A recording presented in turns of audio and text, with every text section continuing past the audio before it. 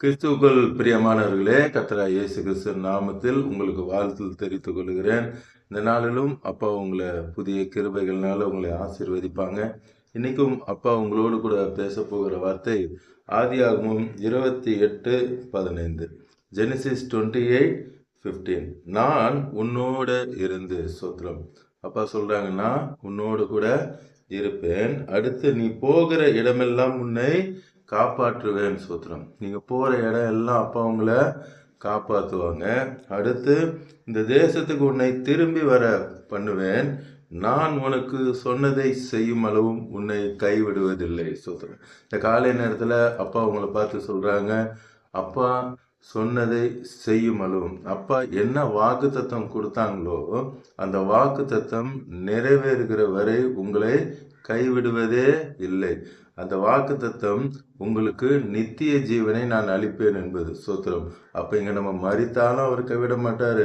நம்ம மரித்தாலும் அடுத்த செகண்டு நம்ம பரலோகம் சொர்க்கத்துக்கு போவோம். கூடவே தான் அப்பா கூடவே இருப்போம் சோத்திரம். அதுவரை இந்த பூமியில் வாழ்வதற்கு தேவையான வாக்கு தத்தங்களை அப்பா உங்களுக்கு கொடுத்துருப்பாங்க சோத்திரம். அந்த வாக்கு தத்தங்களை சுதந்திரிக்கணும்னு என்ன பண்ணோம்? நம்ம டெய்லி அந்த வாக்கு தத்தத்தை நம்ம வாயில அறிக்கை செய்து கொண்டே இருக்க வேண்டும் சோத்திரம். உங்களுக்குன்னு அப்பா ஒரு வாக்கை கொடுத்துருப்பார். நிச்சயமாக நீங்கள் பைபிளை படிக்கும் பொழுது அப்பா வார்த்தை மூலமாக உங்க கூட பேசியிருப்பாங்க. அந்த வார்த்தையை நீங்கள் அறிக்கை செய்யும் பொழுது அது நிச்சயமாய் உங்களுக்கு நடக்கும். ஏன்னா அது மனித வார்த்தை அல்ல. மனிதனே சிலர் உண்மையான மனுஷன்லாம் நீங்கள் பார்த்தீங்கன்னா அவங்க சொன்ன வாக்கு என்ன பண்ணுவாங்க? காப்பாற்றுவாங்க சோத்திரம். ஒரு மனிதனே அப்படி இருக்கும் பொழுது சர்வ வல்லமுள்ள தேவன் உங்களுக்கு ஒரு வாக்கு கொடுக்கிறார் என்றால் அந்த வாக்கை நிச்சயமாக நிறைவேற்றுவார். நீங்க அந்த வாக்கு தத்தத்தை சொல்லணும். இதோ பிள்ளைகள் கர்த்தரால் வருகிற சுதந்திரம் என்று சொல்லியிருக்காரு சோத்திரம். நீங்க கேட்கணும், அப்பா நீங்க சுதந்திரம் கொடுப்பேன்னு சொன்னீங்களே, கொடுங்கன்னு சொல்லி கேட்கும் பொழுது அப்பா அந்த பிள்ளை என்கிற அந்த சுதந்திரத்தை உங்களுக்கு நிச்சயமாய் தருவார் சோத்திரம். அப்பா சொல்றார், நீ அநேக ஜாதிகளுக்கு கடன் கொடுப்பாய், நீயும் கடன் வாங்காதிருப்பாய். அந்த வாக்கு வந்தோடனே உங்களுக்கு ஒரு நாளைக்கு ஒரு வாட்டி 2 வாட்டி அல்ல, உங்களால் எத்தனை வாட்டி சொல்ல முடியுமோ அத்தனை வாட்டியும் அப்பாவுடைய வார்த்தையை நீங்க சொல்ல வேண்டும். மனிதன் தனிமையா இருப்பது நல்லதல்ல, ஏற்ற துணையை உண்டாக்குவேன் என்று சொல்லியிருக்கிறார். அந்த வார்த்தையை நீங்க சொல்ல சொல்ல சொல்ல சொல்ல ஏற்ற துணையை அப்பா உண்டாக்கி தருவார். அப்பா நிச்சயமாய் உனக்கு ஒரு வீட்டை உண்டு பண்ணுவேன் என்று சொல்லி வாக்கு கொடுத்திருக்கிறார். நீங்க அதை சொல்ல சொல்ல வாடகை வீட்டுக்கே மாறி மாறி போகணும்னு அவசியம் இல்லை. அந்த வாக்கு தத்துவத்தை சொல்ல சொல்ல சொல்ல அந்த வீடு அப்பா உங்களுக்கு கண்களுக்கு முன்பாக கொண்டு வந்து நிறுத்துவார். அது எப்படி நடந்ததுன்னு உங்க கண்களுக்கு ஆச்சரியமா இருக்கும். நேற்று கூட அப்பா சொன்னாங்க, பிரம்மை பிடித்தது போல பிரமித்து போவீங்க. அப்படிப்பட்ட அற்புதத்தை அப்பா செய்வாங்க. இங்க ஆபிரகாமை குறித்து அப்போஸ்தலர் 7ஆம் அதிகாரம் 1-2 வசனத்துல பார்ப்போமானால், ஆபிரகாம் காரானூர்ல குடியிருக்கும் போது முன்னமே மெசபொத்தாமியா நாட்டிலே இருக்கும் பொழுது மகிமையின் தேவன் அவனுக்கு தரிசனமானார். அல்லேலூயா சோத்திரம். என்ன தேவனா? மகிமையின் தேவன். இந்த மகிமை என்கிற வார்த்தை சாதாரணமான வார்த்தை அல்ல சோத்திரம். ஈப்ரூல வெயிட் என்று சொல்லுவாங்க சோத்திரம். இன்னைக்கு நம்ம ஊர்ல யாராவது எல்லாவற்றிலும் வல்லவங்களா இருக்கணும்னா அவனோட வெயிட் தெரியுமா அவங்களுக்கு அப்படின்னு சொல்லுவாங்க சோத்திரம். நம்ம அப்பாவை எல்லா பராக்கிரமத்தையும் அடக்கி சொல்லுகிற வார்த்தை அந்த மகிமை என்று சொல்லுகிற வார்த்தை. அது சாதாரண வார்த்தையே அல்ல சோத்திரம்.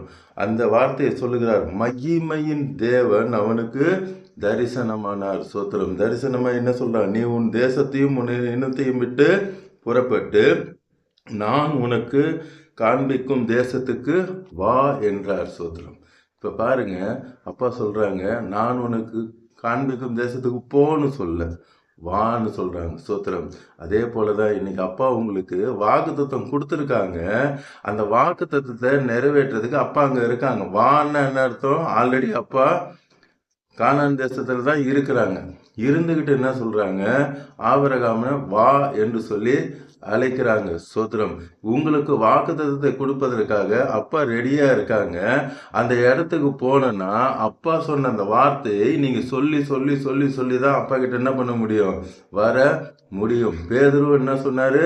நானும் வரேன், கடல்ல நடந்து வரேன் அப்படின்னு சொல்லும்போது அப்பா வான்னு சொல்லிட்டாங்க. ஆனா திடீர்னு அவன் அப்பாவோட வார்த்தையை விசுவாசிக்காம அங்கேயும் இங்கேயும் பார்த்து கடலை பார்த்து காற்றை பார்த்து பயந்ததுனால மூழ்க ஆரம்பித்தான். அப்பதான் அப்பா கேட்டாங்க, அப்ப விசுவாசி உன் விசுவாசம் எங்கே? அப்பா இன்னைக்கு சொல்றாங்க, உங்களுக்கு வாக்கு கொடுத்துட்டாங்க, அந்த வாக்கு தத்தத்தை நீங்க சொல்லி சொல்லி என்ன பண்ணணும்? சுதந்தரித்து கொள்ள வேண்டும். உங்களுக்கு அதை நிறைவேற்றுவதற்காக அந்த வாக்கு தத்தத்தை கொடுத்த தேவன் அதே இடத்துல இருந்து கொண்டு இருக்காங்க. ஸ்தோத்திரம்.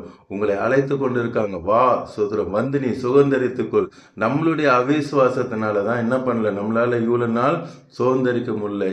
அவிசுவாசம் என்பது ஒரு பாவம். ஸ்தோத்திரம். அப்பா கிட்ட இன்னைக்கு கேளுங்க, அந்த அவிசுவாசன்ற பாவத்தை என்னை விட்டு தயவு செஞ்சு எடுத்து போடுங்கப்பான்னு சொல்லி கேட்கும் பொழுது இன்னைக்கு அந்த அவிசுவாசம் என்கிற அந்த பாவத்தை எடுத்து போடுவாங்க. ஆவியின் கனி 9 இருக்கு. ஸ்தோத்திரம். அதுல விசுவாசம் வரும். ஆவியின் வரங்கள் எத்தனை இருக்கு? 9 இருக்கு. அதுலயும் விசுவாசம் என்கிற ஒரு வரம். விசுவாசம் ரொம்ப முக்கியம். இந்த வருடம் நமக்கு வாக்கு தத்தமே, நீ விசுவாசித்தால் தேவனுடைய மகிமையை காண்பாய். ஸ்தோத்திரம். இப்பொழுது நீங்க விசுவாசிங்க. அப்பா உங்களுக்கு கொடுத்த அந்த வாக்கு தத்தத்தை அறிக்கையிட்டுக்கிட்டே இருங்க. நான் சொல்றேன், ஏசப்பா நிச்சயமா அந்த வாக்கு தத்துவம் உங்களுக்கு நிறைவேறதை உங்க கண்களால நீங்க பார்ப்பீங்க, சந்தோஷப்பட்டு ஆர்ப்பரிப்பீங்க. இப்பொழுதும் நம் கண்களை மூடி கல்வாரி சிலுவை நோக்கி பார்க்கலாமா? ஸ்தோத்திரம். அன்பின் பரலோக தகப்பனே, இந்த காலை நேரத்தில் நீங்க பேசியிருக்கீங்கப்பா. ஆமாப்பா, யாரெல்லாம்ப்பா வேதனையோடு கூட வாரத்தோடு கூட பார்த்து கொண்டு இருந்தாங்களோ, இன்னைக்கு தீர்க்க தரிசனமா நீங்க பேசியிருக்கீங்க. S Lord. யாரெல்லாம் குழந்தை இல்லை என்று சொல்லி வேதனையோடு கூட பார்த்தாங்க, நான் உனக்கு வாக்கு தத்தம் கொடுத்துட்டேன். அந்த வாக்கு தத்தத்தை நீங்க சொல்லி பெற்றுக்கொள்ள வேண்டும். அவர் இல்லாதவைகளை இருக்கிறவைகள் போல் அழைக்கிற தேவன். நீங்க நினைக்கலாம், எனக்கு லேட்டா கல்யாணம் ஆயிடுச்சு, எனக்கு ஏஜ் அதிகமாகிடுச்சு, எனக்கு கல்யாணம் ஆகி 15 வருஷம் ஆயிடுச்சு, எனக்கு கல்யாணம் ஆகி 20 வருஷம் ஆயிடுச்சு அப்படி சொல்லி நினைக்கலாம். இந்த டாக்டர்கள் சொல்லுவாங்க, உங்களுக்கு ஏஜ் ஆயிடுச்சு, இனி நடக்காதுன்னு இந்த உலகத்தை சொல்லுவாங்க. அப்பா எனக்கு தீர்க்க தரிசனமா உங்களுக்கு பேசிக்கிட்டு இருக்காங்க. ஸ்தோத்திரம். அது டாக்டர்கள் சொல்லுகிற வார்த்தை. அப்பா சொல்றாங்க, மனுஷனால் இது கூடாததுதான், தேவனால் எல்லாம் கூடும். 90 வயது பாட்டியம்மா சாராளுக்கு தான் ஏசப்பா அற்புதம் செய்தாங்க. ஸ்தோத்திரம். ஏசப்பா அற்புதத்தை செய்ய வல்லமையுடைய தேவனாக இருக்கிறார். சகரியா எலிசபெத்துக்கு வயது முதிர்ந்த காலத்துல தான் அற்புதத்தை செய்தாங்க. உங்களுக்கும் அற்புதத்தை செய்ய வல்லவர். சகரியா அவிசுவாசம் வரும் பொழுது அவனுடைய வாய் அடைபட்டு போனது. ஸ்தோத்திரம். இன்னைக்கு கேளுங்க, அப்பா என் அவிசுவாசத்தை நீக்கி போடுங்க, என்னுடைய அவிசுவாசத்தை நீக்கி போடுங்க. இவ்வளவு நாள் உங்க வார்த்தையை நான் சொல்லாமல் இருந்த அந்த பாவத்தை என்னை மன்னிங்கன்னு சொல்லுங்க. நீங்க கொடுத்த வாக்கு தத்தத்தை இவ்வளவு நாள் நான் அறிக்கை செய்யலையே, என்னை மன்னிங்கன்னு சொல்லுங்க. ஸ்தோத்திரம். Thank you Jesus, thank you Jesus. Yes Lord. இன்னைக்கு அப்பா திட்டம் தெளிவுமாக தீர்க்க தரிசனமாய் சொல்லி கொண்டு இருக்கிறாங்க. ஸ்தோத்திரம். உங்களுக்கு கொடுத்த வாக்கு தத்தம் நிறைவேறுகிறத சீக்கிரத்துல காண்பீங்க. மாத கணக்கில் அல்ல, வருட கணக்கில் அல்ல, நீ அநேக ஜாதிகளுக்கு கடன் கொடுப்பாய் என்று இப்பொழுது சொன்னாரு. Thank you Jesus. Yes Lord. அந்த வாக்கு நிறைவேறுகிறதை உங்கள் கண்கள் காணும். Thank you Lord, thank you Jesus. நீங்க சொல்லுங்க, அப்பாவோட வார்த்தையை சொல்லுங்க. உங்க தழும்புகளால் எனக்கு சுகம் கொடுத்ததுக்காய் ஸ்தோத்திரம். அப்பா சகல நோய்களை என்னை விட்டு விலக்கி போட்டதுக்காய் ஸ்தோத்திரம். சமாதான பிரபு, எஸ் லார்ட், உங்க சமாதானத்தை எனக்கு கொடுத்ததுக்காய் ஸ்தோத்திரம். அந்த வார்த்தையை சொல்லுங்க, அப்பாவுடைய வார்த்தையை சொல்லுங்க. Thank you Jesus, thank you Jesus. அப்பாவோட மகிமை இறங்கி கொண்டிருக்கிறது. Thank you Lord, thank you Lord, thank you Jesus. உங்கள் குறைவுகள் எல்லாவற்றையும் கிறிஸ்து இயேசுவுக்குள் மகிமையிலே நிறைவாக்குவார் என்ற வார்த்தையின்படி இப்பொழுது மகிமையிலே நிறைவாக்கி கொண்டிருக்கிறார். அவருடைய மகிமை வெயிட். Thank you Jesus. ஊ சப ஹரதலபரிபா கலாத்தரா. Thank you Lord, thank you Lord. பார்த்து கொண்டிருக்கிற ஒவ்வொரு வீட்டிலும் ஒவ்வொரு குடும்பத்திற்குள்ளும் எஸ் லார்ட், இப்போது அந்த மகிமை இறங்குகிறதற்காய் நன்றி. அப்பாவோட மகிமை இறங்குகிறதற்காய் ஸ்தோத்திரம். Thank you Jesus. என் வாழ்க்கையில ஒரு நல்லது நடக்கவில்லையே என்று சொல்லி அழுது கொண்டு பார்த்து கொண்டிருக்கிற மகளை பார்த்து அப்பா சொல்றாங்க, எஸ் லார்ட், உன்னுடைய அழுகைக்கு இன்று ஒரு முடிவு வந்தது. Thank you Jesus, thank you Holy Spirit of God. நன்றி அப்பா, நன்றி அப்பா. இன்றோடு அது ஒரு முடிவுக்கு நீர் கொண்டு வருகிறீர் அப்பா. Thank you Jesus. இனி நீ அழுது கொண்டிராய். அப்போ உங்க வாழ்க்கையில அற்புதத்தை செய்ய ஆரம்பிச்சுட்டாங்க. இந்த நொடியிலேருந்து அற்புதத்தை செய்ய ஆரம்பிச்சுட்டாங்க. இனிமேல் எஸ் லார்ட் பார்த்து கொண்டே இருக்க எல்லாருக்கும் எஸ் லார்ட் அப்பா சொல்றாங்க, ஆயிரக்கணக்கான மக்கள், லட்சக்கணக்கான மக்கள் பார்த்து கொண்டு இருக்கிறீங்க. எஸ் லார்ட் உங்களுக்கு தான் அப்பா சொல்றாங்க, இனிமேல் அப்பாவோட மகிமையை நீங்க பார்க்க போறீங்க. எஸ், இவ்வளவு நாள் அப்பாவோட மகிமையை உங்க வாழ்க்கையில பார்க்கல. இன்று முதல், இந்த நொடி முதல் நீங்க மகிமையை பார்க்க போறீங்க. Thank you Jesus. Thank you for the word Lord. பார்த்து கொண்டிருக்கிற எல்லாரையும், குடும்பத்தில் இருக்க எல்லாரையும் ரட்சித்து ஆசீர்வதிக்கிறதுக்காய் சோத்திரம். நாள் முழுவதும் உடைய கரமப்பா அவளோடு கூட இருந்து வழி நடத்த போகிறதுக்காய் சோத்திரம். இயேசு நாமத்தில் ஜெபிக்கிற நல்ல பிதாவே. ஆமென், ஆமென். தொடர்ந்து பாருங்க, அப்பாவோட வார்த்தையை கேளுங்க, அநேகருக்கு ஷேர் பண்ணுங்க. எல்லோரும் ரட்சிக்கப்படட்டும், ஆசீர்வதிக்கப்படட்டும். God bless you. Praise the Lord.